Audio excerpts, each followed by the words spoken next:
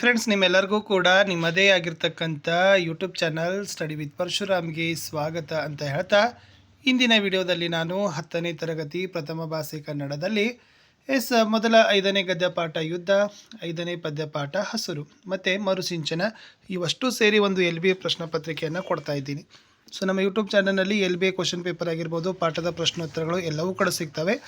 ವಿಡಿಯೋದ ಡಿಸ್ಕ್ರಿಪ್ಷನ್ ಬಾಕ್ಸ್ನಲ್ಲಿ ದಯಮಾಡಿ ಅವುಗಳ ಪ್ಲೇಲಿಸ್ಟ್ ಲಿಂಕನ್ನು ಹಾಕಿದ್ದೀನಿ, ಅವುಗಳನ್ನು ನೋಡಿ ಅಂತ ಹೇಳ್ತಾ ವಿಡಿಯೋನ ಲೈಕ್, ಶೇರ್ ಮತ್ತು ಸಬ್ಸ್ಕ್ರೈಬ್ ಮಾಡೋದನ್ನು ಮಾತ್ರ ಮರೆಯದಿರಿ ಅಂತ ಹೇಳ್ತಾ ಈ ಒಂದು ವಿಡಿಯೋವನ್ನು ಶುರು ಮಾಡ್ತೀನಿ. ಸೊ ಫಸ್ಟ್ ವೇಟೇಜ್ ನೋಡಿ. ಸ್ಮರಣೆಗೆ 9, ಗ್ರಹಿಕೆಗೆ 8, ಅಭಿವ್ಯಕ್ತಿಗೆ 3. ಪ್ರಶ್ನಾನುಸಾರದಲ್ಲಿ ವಸ್ತುನಿಷ್ಠ ಮತ್ತು ಅತಿ ಕಿರು ಉತ್ತರ 9 ಅಂಕ, ಕಿರು ಉತ್ತರ 2 ಅಂಕದ್ದು 8 ಅಂಕ, ದೀರ್ಘ ಉತ್ತರದ್ದು 3 ಅಂಕ. ಇನ್ನು ಕಠಿಣತೆ ಮಟ್ಟಗಳನ್ನು ನೋಡೋದಾದರೆ ಸುಲಭ 6 ಇದೆ, ಸಾಧಾರಣ 10 ಇದೆ, ಕಠಿಣ 4 ಇದೆ, ಒಟ್ಟಾರೆ 20 ಅಂಕ. ಸೊ ಇಷ್ಟು ಬ್ಲೂ ಪ್ರಿಂಟ್ ಇತ್ತು. ಯುದ್ಧ ಪಾಠದಿಂದ ಬಹು ಆಯ್ಕೆ 1 ಅಂಕದ 1, 2 ಅಂಕದ 2, 3 ಅಂಕದ 1, ಒಟ್ಟಾರೆ 9 ಅಂಕ. ಹಸಿರು ಪದ್ಯಪಾಠದಿಂದ ಬಹು ಆಯ್ಕೆದ 1 ಪ್ರಶ್ನೆ, 1 ಅಂಕದ 1 ಪ್ರಶ್ನೆ, 2 ಅಂಕದ 2 ಪ್ರಶ್ನೆ, ಒಟ್ಟಾರೆ 6 ಅಂಕ. ಇನ್ನು ಮರುಸಿಂಚನದಲ್ಲಿ 11 ಮತ್ತು 12ನೇ ಬೆಂಬಲಿತ ಕಲಿಕಾ ಹಾಳೆ ತೊಗೊಂಡಿವಿ, ಪತ್ರ ಬರೆಯೋಣ ಅಂತ ಇದೆ. ಸೊ ಅಲ್ಲಿಂದ 5 ಅಂಕದ 1 ಪ್ರಶ್ನೆ, ಒಟ್ಟಾರೆ 20 ಅಂಕಗಳನ್ನು ತೆಗೆದುಕೊಂಡಿದ್ದೀವಿ. ಇದು ಪ್ರಶ್ನೆ ಪತ್ರಿಕೆ ಇತ್ತು. ಸೊ ನಾನು ಡೈರೆಕ್ಟಾಗಿ ನಿಮಗೆ ಆನ್ಸರ್ ಪೇಜ್ಗೆ ಕರ್ಕೊಂಡು ಬಂದಿದ್ದೀನಿ. ಎಸ್, ಪಾಠ ಆಧಾರಿತ ಮೌಲ್ಯಾಂಕನ LBA 2025-26 ಗದ್ಯಪಾಠ 5 ಯುದ್ಧ, ಪದ್ಯಪಾಠ 5 ಹಸುರು, ಮರುಸಿಂಚನ 11 ಮತ್ತು 12ನೇ ಕಲಿಕಾ ಹಾಳೆ, ಪತ್ರ ಬರೆಯೋಣ ಉತ್ತರ ಪತ್ರಿಕೆ. ತರಗತಿ 10 ವಿಷಯ ಪ್ರಥಮ ಭಾಷೆ ಕನ್ನಡ, ಅಂಕ 20, ಸಮಯ 40 ನಿಮಿಷ. ಪಠ್ಯಭಾಗದ ಮೊದಲ ಪ್ರಶ್ನೆ ಬಹು ಆಯ್ಕೆ ಇತ್ತು. ಒಂದು ಪೂರ್ಣ ಕ್ರಿಯಾಪದದೊಂದಿಗೆ ಸ್ವತಂತ್ರವಾಗಿ ನಿಲ್ತಕ್ಕಂಥ ವಾಕ್ಯಕ್ಕೆ ಏನಂತ ಕರೀತಾವೆ ಅಂತ ಕೇಳಿದರು. A ಸಾಮಾನ್ಯ ವಾಕ್ಯ, B ಸಂಯೋಜಿತ ವಾಕ್ಯ, C ಮಿಶ್ರ ವಾಕ್ಯ, D ಪ್ರಶ್ನಾರ್ಥಕ ವಾಕ್ಯ. So the right answer is option A ಸಾಮಾನ್ಯ ವಾಕ್ಯ. ಎರಡನೇ ಪ್ರಶ್ನೆ ತಪಸಿ ಪದದ ತತ್ಸಮ ರೂಪವಿದು ಅಂತ ಕೇಳಿದರು. A ತಪಸ್ಸಿ, B ತಪ, C ತಪಸ್ವಿ, D ತಪಸ್ಸು. So the right answer is option C ತಪಸ್ವಿ ಅನ್ನೋದು ಸರಿಯಾದ ಉತ್ತರ ಇದೆ. ಇನ್ನು ಸೆಕೆಂಡ್ ಮೇನ್ಸಲ್ಲಿ ಏನಿತ್ತಪ್ಪ ಅಂತಂದ್ರೆ ಒಂದು ವಾಕ್ಯದ ಉತ್ತರಗಳನ್ನು ಬಯಸ್ತಕ್ಕಂಥ ಪ್ರಶ್ನೆಗಳಿತ್ತು. ಮೂರನೇ ಪ್ರಶ್ನೆ ರಾಹಿಲಾ ಯಾರು ಅಂತ ಕೇಳಿದರು. ಸೊ ರಾಹಿಲಾ ಸೈನ್ಯದಲ್ಲಿ ಕಾರ್ಯನಿರ್ವಹಿಸ್ತಕ್ಕಂಥ ಒಬ್ಬ ಸೇನಾ ವೈದ್ಯ. ನಾಲ್ಕನೇ ಪ್ರಶ್ನೆ ಕವಿ ನೋಡಿದ ಅಡಕೆಯ ತೋಟ ಎಲ್ಲಿದೆ ಅಂತ ಕೇಳಿದ್ದಾರೆ. ಸೊ ಕವಿ ನೋಡಿದ ಅಡಕೆಯ ತೋಟ ಬನದಂಚಿನಲ್ಲಿದೆ ಅನ್ನೋದು ಉತ್ತರ ಬರೆದ್ರೆ ಸಾಕು. ಇನ್ನು 2 ಅಂಕದ 2 ಪ್ರಶ್ನೆ ಇದ್ದಾವೆ, ಅವುಗಳನ್ನು 2-3 ವಾಕ್ಯಗಳಲ್ಲಿ ಉತ್ತರಗಳನ್ನು ಬರೀಬೇಕು. ಮೊದಲ ಪ್ರಶ್ನೆ ಡಾಕ್ಟರ್ಗೆ ವಿಮಾನದ ಪೈಲಟ್ ಹೇಳಿದ ಮಾತುಗಳಾವವು ಅಂತ ಕೇಳಿದ್ದಾರೆ. ಇಲ್ಲಿ ಉತ್ತರ ಏನು ಬರೀಬೇಕಾಗಿತ್ತಪ್ಪ ಅಂತಂದ್ರೆ ವಿಮಾನದ ಪೈಲಟ್ ಡಾಕ್ಟರ್ ಕುರಿತು ಡಾಕ್ಟರ್ ರೇಡಿಯೋ ಸಮನಾಗಿ ಕಾರ್ಯನಿರ್ವಹಿಸುತ್ತಿಲ್ಲ, ಗ್ರೌಂಡಿನೊಡನೆ ಸಂಪರ್ಕ ಬೆಳೆಸಲು ಸಾಧ್ಯವಾಗುತ್ತಿಲ್ಲ, ಎಲ್ಲಾದರೂ ಹೇಗಾದರೂ ಇಳಿಯೋಣವೆಂದರೆ ಈ ಕತ್ತಲೆಯಲ್ಲಿ ಏನೂ ಕಾಣಿಸ್ತಾ ಇಲ್ವಲ್ಲ ಎಂದು ನುಡಿದ. 6ನೇ ಪ್ರಶ್ನೆ ಹಸಿರು ಸಕಲೇಂದ್ರಿಯಗಳನ್ನು ವ್ಯಾಪಿಸಿದೆ ಎಂಬುದನ್ನು ಕವಿ ಹೇಗೆ ವರ್ಣಿಸಿದ್ದಾನೆ ಅಂತ ಕೇಳಿದ್ದಾರೆ. ಸೊ ಭಾಳ ಸಿಂಪಲ್ ಇತ್ತು ಉತ್ತರ. ಹಸುರಾದ ಭೂಮಿ, ಆಗಸ, ಮುಗಿಲು, ಗದ್ದೆಯ ಬಯಲು, ಮಲೆ, ಕಣಿವೆ, ಸಂಜೆ ಬಿಸಿಲು, ಕಾಡಂಚಿನ ಅಡಕೆಯ ತೋಟ ಇವೆಲ್ಲ ಕಣ್ಣಿಗೆ ಹಸುರಾಗಿ ಗೋಚರವಾಗಿವೆ. ಹೂವಿನ ಕಂಪಿನ ಹಸುರು, ಮೂಗಿಗೆ ಎಲರಿನ ತಂಪಿನ ಸ್ಪರ್ಶ ಚರ್ಮಕ್ಕೆ, ಹಕ್ಕಿಯ ಕೊರಲಿನ ಚಿಲಿಪಿನಿಗಾನ ಕಿವಿಗೆ, ಶ್ಯಾಮಲ ಸಮುದ್ರದ ಹಸುರು ಕವಿಯಾತ್ಮಕ ರಸಪಾನ ಮಾಡಿದಂಥದ್ದು ನಾಲಗೆಗೆ. ಹೀಗೆ ಪ್ರಕೃತಿಯ ಹಸಿರು ಸಕಲ ಇಂದ್ರಿಯಗಳನ್ನು ವ್ಯಾಪಿಸಿದೆ ಎಂಬುದನ್ನು ಕವಿ ಕುವೆಂಪು ಅವರು ಅಭೂತಪೂರ್ಣವಾಗಿ ವರ್ಣಿಸಿದ್ದಾರೆ. ಇನ್ನು ಪದ್ಯ ಪೂರ್ಣ ಮಾಡಲಿಕ್ಕೆ 2 ಅಂಕದ ಪ್ರಶ್ನೆ ಇತ್ತು. ಹಸುರಾಗಸದಿಂದ ಹಿಡಿದು ಬಿಸಿಲುವರೆಗೆ ಇದೆ. ಹಸುರಾಗಸ, ಹಸಿರು ಮುಗಿಲು, ಹಸಿರು ಗದ್ದೆಯ ಬಯಲು, ಹಸುರಿನ ಮಲೆ, ಹಸಿರು ಕಣಿವೆ, ಹಸಿರು ಸಂಜೆಯೇ ಬಿಸಿಲು ಅಂತ ಇತ್ತು. ಇನ್ನು ಸಂದರ್ಭ ಸಹಿತ 1 ಪ್ರಶ್ನೆ ಇತ್ತು, ಅದು ಯುದ್ಧ ಪಾಠದ ಇತ್ತು. 2 ಅಂಕದ ಪ್ರಶ್ನೆ. ವಾಕ್ಯ ಏನಿತ್ತಂದರೆ ಯುದ್ಧಕ್ಕೆ ಹೋದ ತನ್ನ ಮಗನ ಕಣ್ಣುಗಳಂತೆಯೇ ಇವೆಯಲ್ಲ ಅಂತ ಕೇಳಿದ್ದಾರೆ. ಫಸ್ಟ್ ಆಯ್ಕೆ ಬರೀಬೇಕು.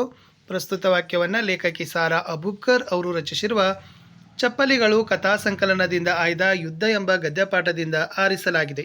ಸಂದರ್ಭ ತನ್ನ ಮನೆಗೆ ಬಂದಿರುವ ಆತ ತಮ್ಮವನಲ್ಲ ಶತ್ರುಗಳ ಕಡೆಯವನು, ತಮಗೆ ತಮ್ಮ ದೇಶಕ್ಕೆ ದ್ರೋಹ ಬಗೆಯುವನು ಎಂದು ಮುದುಕಿ ತಿಳಿದಾಗ ಆಕೆಯ ಕಣ್ಣುಗಳು ರೋಷದಿಂದ ಕೆರಳಿದವು.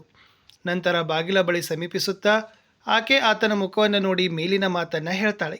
ಸ್ವಾರಸ್ಯ ರಾಹಿಲನಲ್ಲಿ ತನ್ನ ಮಗನನ್ನು ಕಾಣುವ ಮಾತೃವಾತ್ಸಲ್ಯ ಸ್ವಾರಸ್ಯಪೂರ್ಣವಾಗಿ ಮೂಡಿ ಬಂದಿದೆ ಅಂತ ಬರೆದ್ರೆ ಸಾಕು. ಇನ್ನು 3 ಅಂಕದ ಪ್ರಶ್ನೆ ಇತ್ತು. ರಾಹಿಲ ಮತ್ತು ಮುದುಕಿಯ ಮನದಲ್ಲಿ ಮೂಡಿ ಬಂದಿರುವ ಮಾನವೀಯತೆಯ ಸಹಕಾರವನ್ನು ಸಂಕ್ಷಿಪ್ತವಾಗಿ ಬರೀರಿ, ಅಥವಾ ರಾಹಿಲನು ಮುದುಕಿಯ ಕುಟುಂಬಕ್ಕೂ ಮುದುಕಿ ರಾಹಿಲನಿಗೂ ಮಾಡಿದ ಸಹಾಯವನ್ನು ಬರೀರಿ ಅಂತ ಕೇಳಿದರು. ಸೊ ನಾನು ಫಸ್ಟ್ ಆನ್ಸರ್ ಕೊಟ್ಟಿದ್ದೀನಿ. ರಾಹಿಲ ಮತ್ತು ಮುದುಕೆ ಮನದಲ್ಲಿ ಮೂಡಿ ಬಂದಿರುವ ಮಾನವೀಯತೆಯ ಸಹಕಾರವನ್ನು ಕೇಳಿದರು. ರಾಹಿಲ ಮತ್ತು ಮುದುಕೆ ಮನದಲ್ಲಿ ಮೂಡಿ ಬಂದಿರುವ ಮಾನವೀಯತೆಯ ಸಹಕಾರವೆಂದರೆ ಸೈನ್ಯದಲ್ಲಿ ವೈದ್ಯನಾಗಿದ್ದ ರಾಹಿಲನು ವಿಮಾನ ಸ್ಫೋಟದಿಂದ ಗಾಯಗೊಂಡು ನೀರಿಗೆ ಬಿದ್ದನು. ಪ್ರಯಾಸದಿಂದ ಈಜಿ ದಡ ಸೇರಿದರೂ ಕಾಲಿಗೆ ಗಾಯವಾದುದರಿಂದ ನಡೆಯಲಾರದೆ ಆ ಕತ್ತಲಲ್ಲಿ ಮಿಂಚಿನ ಬೆಳಕನ್ನು ಅನುಸರಿಸಿ ಧಾರಾಕಾರ ಮಳೆಯಲ್ಲಿ ಒಂಟಿ ಮನೆಗೆ ತೆವಳುತ್ತಾ ಬಂದ. ಆ ಮನೆಯಲ್ಲಿ ಮುದುಕಿಯ ಸೊಸೆ ಹೇರಿಗೆ ಬೇನೆಯನ್ನು ಅನುಭವಿಸುತ್ತಿದ್ದಳು. ರಾಹಿಲನು, ಅಮ್ಮ, ನಾನೋರ್ವ ಡಾಕ್ಟರ್, ನಾನಿಕೆಯನ್ನು ಪರೀಕ್ಷಿಸಲೇ ಅಂತ ಕೇಳಿದ. ಮುದುಕಿಯು ಸಂತೋಷದಿಂದ ಒಪ್ಪಿಕೊಳ್ಳುವಳು. ರಾಹಿಲನು ತನ್ನ ಒದ್ದೆ ಬಟ್ಟೆ ಬದಲಿಗೆ ಮುದುಕಿ ಕೊಟ್ಟ ಆಕೆಯ ಮಗನ ಬಟ್ಟೆ ಧರಿಸ್ತಾನೆ. ತನಗೆ ತೀವ್ರವಾಗಿ ಕಾಲಿಗೆ ಪೆಟ್ಟಾಗಿದ್ದರೂ ಅದನ್ನು ಕಡೆಗಣಿಸಿ ಸೊಸೆಯ ಆರೈಕೆಗೆ ಸಿದ್ಧನಾಗ್ತಾನೆ. ಸೊಸೆಯನ್ನು ಪರೀಕ್ಷಿಸ್ತಾನೆ. ಯಾವುದೇ ವೈದ್ಯಕೀಯ ಉಪಕರಣ, ಔಷಧಿಗಳು ಇಲ್ಲದಿದ್ದರೂ ತನ್ನ ವೈದ್ಯ ವೃತ್ತಿಯ ಅನುಭವದ ಮೇಲೆ ಬಹಳಷ್ಟು ಪ್ರಯತ್ನಪಟ್ಟು ಸೊಸೆಯನ್ನು ಬದುಕಿಸ್ತಾನೆ. ಆದರೆ ಮಗುವನ್ನು ಬದುಕಿಸಲಾಗಲಿಲ್ಲ. ರಾಹಿಲನು ಇಲ್ಲದಿದ್ದರೆ ಸೊಸೆಯೂ ಬದುಕುತ್ತಿರಲಿಲ್ಲ. ಮುದುಕಿಯು ರಾಹಿಲನ ಯುದ್ಧದ ಅಪರಾತ್ರಿ ಮಳೆಯಲ್ಲಿ ಬಂದಾಗ ಆಶ್ರಯ ನೀಡ್ತಾಳೆ. ತನ್ನ ಮಗನ ಬಟ್ಟೆ ನೀಡ್ತಾಳೆ. ಸೊಸೆಯನ್ನು ರಕ್ಷಿಸಿದ್ದರಿಂದ ಆತನಲ್ಲಿ ತನ್ನ ಮಗನನ್ನು ಕಾಣ್ತಾಳೆ. ವೈರಿ ಸೈನಿಕರು ಮುದುಕಿಯ ಮನೆ ಶೋಧಿಸಲು ಮನೆ ಹೊರಗೆ ಬಂದಾಗ ತನ್ನ ಸೊಸೆ ಮಲಗಿಕೊಂಡಿರುವ ಮಂಚದಡಿ ರಾಹಿಲನನ್ನು ಅಡಗಿಸ್ತಾಳೆ. ಸೈನಿಕರು ಒಳ ಬಂದಾಗ ಮೊಮ್ಮಗುವಿನ ಶವದ ಎದುರು ಗೋಳಾಡುತ್ತಾಳೆ. ಇದನ್ನು ಕಂಡು ಸೈನಿಕರು ಹೊರಟು ಹೋಗುತ್ತಾರೆ. ನಂತರ ಮುದುಕಿಯು ರಾಹಿಲನಿಗೆ ಉಳಿಯಲು ಬೇರೆ ಕೋಣೆ ವ್ಯವಸ್ಥೆ ಮಾಡ್ತಾಳೆ. ಒಂದೆರಡು ದಿನಗಳಲ್ಲಿ ಪರಸ್ಪರರಲ್ಲಿ ವಿಶ್ವಾಸವನ್ನು ಮೂಡ್ತದೆ. ಮರುಸಿಂಚನ ವಿಭಾಗದಲ್ಲಿ 5 ಅಂಕದ ಪ್ರಶ್ನೆ. ಇತ್ತು 2ರಲ್ಲಿ 1ಕ್ಕೆ ಉತ್ತರ ಬರೀಬೇಕು. ನಿಮ್ಮನ್ನು ರಾಯಚೂರಿನ ವಿಶ್ವಮಾನವ ಪ್ರೌಢಶಾಲೆಯ ಪ್ರಜ್ವಲ್ ಅಂತ ಭಾವಿಸಿಕೊಂಡು ನಿಮ್ಮ ಶಾಲೆ ಗ್ರಂಥಾಲಯಕ್ಕೆ ಕೊಠಡಿ ನಿರ್ಮಿಸಿಕೊಡುವಂತೆ ಕೋರಿ ಜಿಲ್ಲಾ ಪಂಚಾಯತ್ ಅಧ್ಯಕ್ಷರಿಗೆ ಪತ್ರ ಬರೀಬೇಕು. ಇದರಲ್ಲಿ ಪತ್ರದ ನಮೂನೆ ಇರಬೇಕು. ಅಂದರೆ ಹಿಂದೆ ಇರಬೇಕು, ಗೆ ಇರಬೇಕು, ಸಂಬೋಧನೆ, ವಿಷಯ, ಪತ್ರದ ಒಡಲು, ಮುಕ್ತಾಯ ಇರಬೇಕು. ಆವಾಗ ಫುಲ್ ಮಾರ್ಕ್ಸ್ ಕೊಡ್ತಾರೆ. ಅಥವಾ ನಿಮ್ಮನ್ನು ಮೈಸೂರು ಸರ್ಕಾರಿ ಪ್ರೌಢಶಾಲೆಯ ವಿದ್ಯಾರ್ಥಿ ಧರ್ಮಸಾಗರ ಅಂತ ಭಾವಿಸಿಕೊಂಡು ಶಿವಮೊಗ್ಗದ ರಾಜೀವನಗರದಲ್ಲಿ ವಾಸವಾಗಿರೋ ವೆಂಕಟೇಶ ಎಂಬ ಹೆಸರಿನ ತಂದೆಗೆ ನಿಮ್ಮ ಪ್ರವಾಸದ ಅನುಭವದ ಕುರಿತು ಪತ್ರ ಬರೀರಿ ಅಂತ ಕೇಳಿದರು. ಇಲ್ಲಿ ಕ್ಷೇಮ ಇರ್ತದೆ, ಆಮೇಲೆ ನಿಮ್ಮ ಹಿಂದೆ ಇರ್ತದೆ, ದಿನಾಂಕ ಇರ್ತದೆ, ಸಂಬೋಧನೆ, ಪತ್ರದ ಒಡಲು, ಮುಕ್ತಾಯ, ಹೊರ ವಿಳಾಸವನ್ನು ಇಲ್ಲಿ ಹಾಕಬೇಕು. ಇಷ್ಟಿದ್ದು ಈ ವಿಡಿಯೋದಲ್ಲಿ ಅಂತ ಹೇಳ್ತಾ ಯುದ್ಧ ಮತ್ತು ಹಸಿರು ಪಾಠದ ಒಂದು LBA ಪ್ರಶ್ನೆ ಪತ್ರಿಕೆಯನ್ನು ನಿಮಗೆ ಕೊಟ್ಟಿದ್ದೆ. ಲೈಕ್, ಶೇರ್ ಮತ್ತು ಸಬ್ಸ್ಕ್ರೈಬ್ ಮಾಡೋದನ್ನು ಮಾತ್ರ ಮರೆಯದಿರಿ. ಹೆಚ್ಚಿನ ವಿಡಿಯೋಗಳು ನಮ್ಮ ಯೂಟ್ಯೂಬ್ ಚಾನಲ್ನಲ್ಲಿದ್ದಾವೆ, ದಯಮಾಡಿ ಅವುಗಳನ್ನು ನೋಡಿ ಅಂತ ಹೇಳ್ತಾ ನಾನು ಸಿಗ್ತೀನಿ ಹೊಸ ವಿಡಿಯೋದಲ್ಲಿ. ಇತರದಾಗಿರ್ತಕ್ಕಂಥ ಒಂದು ವಾಟ್ಸಪ್ ಚಾನಲು ಮತ್ತು ಟೆಲಿಗ್ರಾಮ್ ಗ್ರೂಪಲ್ಲಿ ಈ ವರ್ಕಿಂಗ್ PDF ಸಹಿತ ನಿಮಗೆ ಕೊಡ್ತಾರೆ. ಎಲ್ಲ ಪಾಠದ ಪ್ರಶ್ನೋತ್ತರಗಳು ಕೂಡ ನಿಮಗೆ ಸಿಗ್ತವೆ, ಅವುಗಳನ್ನು ಸಹಿತ ನೋಡಿ ಅಂತ ಹೇಳ್ತಾ ಇಲ್ಲಿಯವರೆಗೆ ವಿಡಿಯೋ ವಾಚ್ ಮಾಡಿದ್ದಕ್ಕೆ ಧನ್ಯವಾದಗಳು. ಸಿಗುವ ಹೊಸ ವಿಡಿಯೋದಲ್ಲಿ. ಅಂಟಿಲ್ ಟೇಕ್ ಕೇರ್, ಬಾಯ್.